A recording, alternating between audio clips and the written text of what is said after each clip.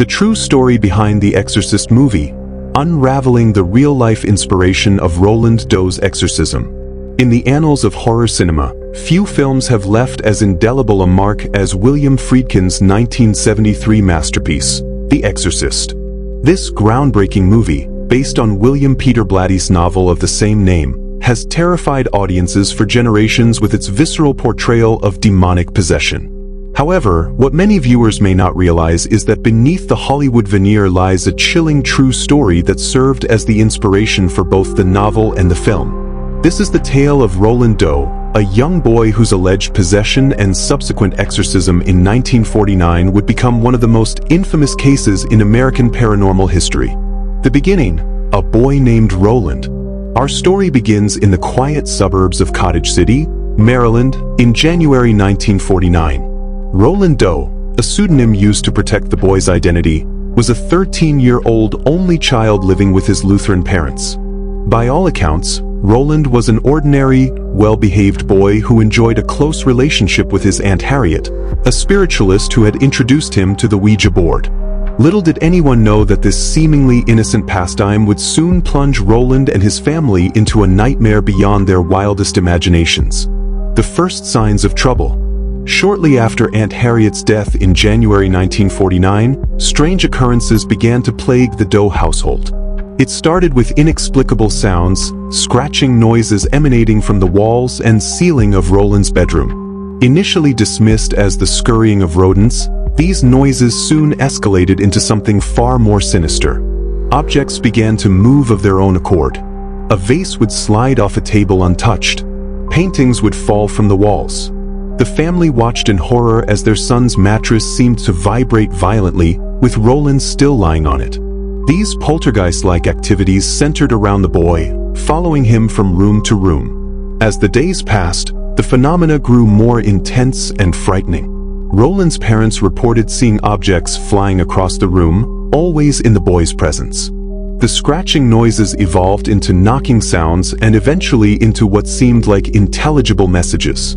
Most disturbingly, red welts began to appear on Roland's body, forming words and symbols that neither he nor his parents could explain. The escalation, a descent into darkness. As the paranormal activity intensified, so did Roland's behavior. The once well-mannered boy became prone to violent outbursts and used obscene language that shocked his parents. His voice would sometimes change, becoming deep and guttural, utterly unlike his normal speaking voice. He would fly into inexplicable rages, exhibiting strength far beyond what would be expected of a boy his age. Seeking help, from medicine to faith. Desperate for answers, Roland's parents first turned to medical professionals. They took their son to several doctors and even admitted him to Georgetown University Hospital for observation. However, extensive physical and psychological examinations yielded no explanations for Roland's condition or the strange events surrounding him. With medical science unable to provide answers, the family turned to their Lutheran faith. They approached their local pastor, Reverend Luther Miles Schulz, who was initially skeptical but agreed to observe Roland for a night. What Reverend Schulz witnessed that evening convinced him that something beyond the natural was at work. Schulz later reported seeing Roland's bed shaking, objects flying off shelves, and most chillingly, the boy speaking in a guttural voice unlike his own. Convinced that Roland was dealing with forces beyond his expertise, Schulz recommended that the family seek help from the Catholic Church, which had a more established tradition of dealing with cases of possible demonic possession. The Catholic Church intervenes. In February 1949, Roland's parents reached out to Father Albert Hughes, a Catholic priest at St. James Parish in Mount Rainier, Maryland. Father Hughes was initially reluctant to get involved but agreed to meet with Roland. During this meeting, the priest observed phenomena that deeply disturbed him, including Roland speaking in languages he shouldn't have known and exhibiting knowledge of hidden events in the priest's life. The first exorcism attempt. Convinced that Roland was indeed possessed, Father Hughes obtained permission from the Archbishop of Washington, D.C. to perform an exorcism. This first attempt, however, ended in failure and injury. During the rite, Roland reportedly broke free from his restraints, tore a spring from the mattress, and slashed Hughes' arm, requiring over 100 stitches. This violent episode left Father Hughes deeply shaken, and he withdrew from the case. A journey for help, St. Louis, Missouri. With local options exhausted, Roland's family decided to seek help elsewhere. They had relatives in St. Louis, Missouri, and among them was a cousin who was studying to be a priest. This connection would prove crucial in the next phase of Roland's ordeal. In March 1949, the family traveled to St. Louis, hoping to find the help they desperately needed. Upon arrival, they reached out to Professor Raymond Bishop of St. Louis University. Bishop, intrigued by the case, involved his colleague Father William S. Bowdern, an experienced Jesuit priest. The St. Louis Exorcisms. Father Bowdern, along with Father Walter Halloran and Reverend William Van Roo, would go on to perform a series of exorcisms on Roland over several weeks. These sessions, meticulously documented by the priests involved, form the basis of much of what we know about the case today. The exorcisms took place primarily at the Election Brothers Hospital and at Roland's relatives' home in Belnor, Missouri. According to the priests' accounts, the rituals were intense and often violent. They reported witnessing extraordinary phenomena, including 1. Roland speaking in ancient languages he had no way of knowing. 2. Objects flying around the room. 3. The bed shaking and levitating. 4. Roland exhibiting superhuman strength. 5. Unexplainable changes in room temperature. 6. Strange markings appearing on Roland's body. Father Halloran, who was present for many of the exorcisms, later recounted how Roland had broken his nose during one particularly violent episode. The young priest also described how words like hell and evil would appear on Roland's body in what looked like scratch marks. The climax, a battle of good versus evil. As the exorcisms progressed, the intensity of the phenomena seemed to increase. The entity possessing Roland, when addressed by the priests, would respond with vitriol and blasphemy. It claimed to be various demons and even Satan himself. The priests noted that Roland would react violently to sacred objects and holy water, often thrashing about and screaming in that deep, unnatural voice. One of the most dramatic moments came during an exorcism session when Roland allegedly levitated off the bed. Father Halloran described the boy rising about 3 feet in the air, hovering there briefly before falling back down. This incident, while extraordinary, was just one of many supernatural events reported during the weeks-long ordeal. The final exorcism. The turning point came on April 18, 1949, during what would be the final exorcism. As Father Bowdern recited the prayers of exorcism, Roland went into a violent seizure. He shouted out in that guttural voice and then, suddenly cried out, "Satan! I am Saint Michael, and I command you, Satan and all your evil legions, to leave this servant of God immediately." But now, after this outburst, Roland calmed down. The violent phenomena ceased, and the boy claimed to have had a vision of Saint Michael the Archangel vanquishing the demon. From that moment on, Roland's behavior returned to normal, and the strange occurrences that had plagued him for months came to an abrupt end. The aftermath, a return to normalcy. In the days following the final exorcism, Roland showed no further signs of possession. He returned home with his parents, where he resumed his normal life.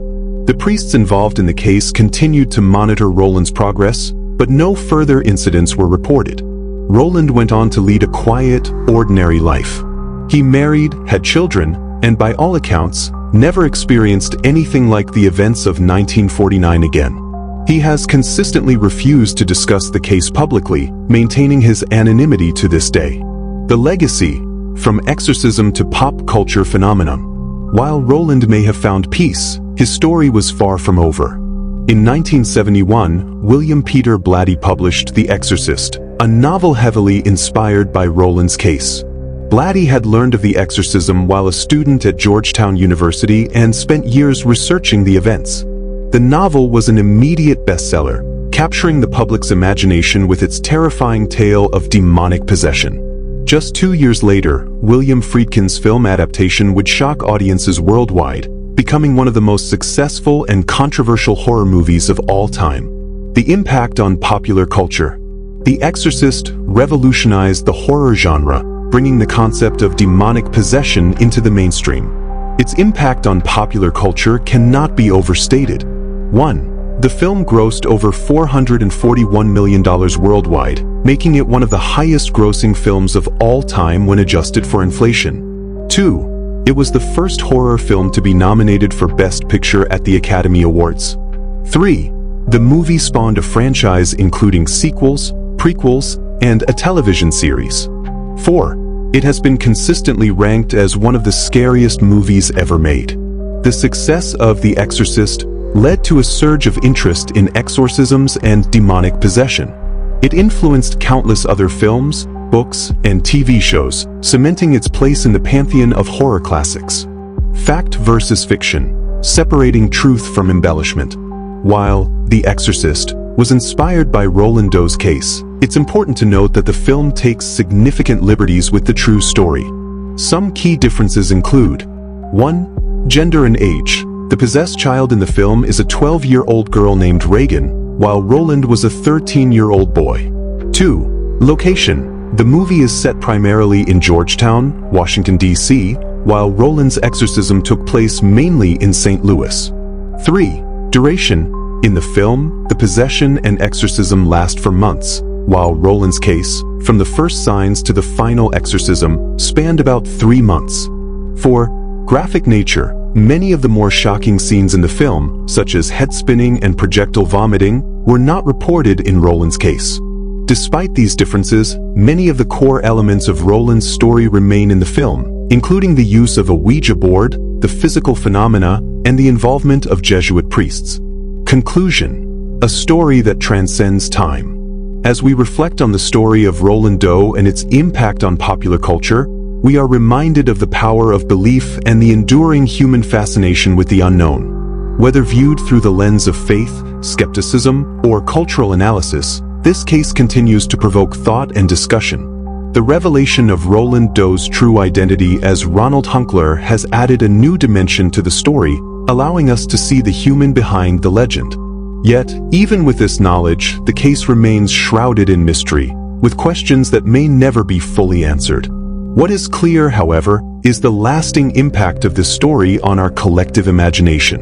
From its influence on religious practices to its role in shaping the horror genre, the legacy of Roland Doe's exorcism extends far beyond the events of 1949. As we continue to grapple with questions of faith, science, and the nature of evil, the story of Roland Doe serves as a powerful reminder of the complex interplay between belief, perception, and reality.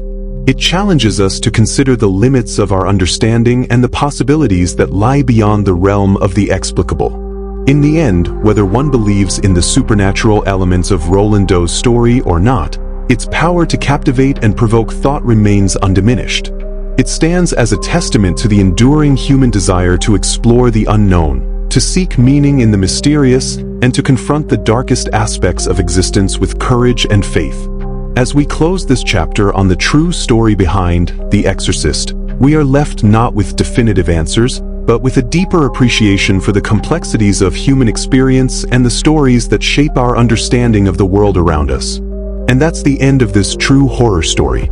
If you enjoyed listening to this true story, then do subscribe to Horror Vault channel in order to watch our upcoming stories. I will see you in the next video.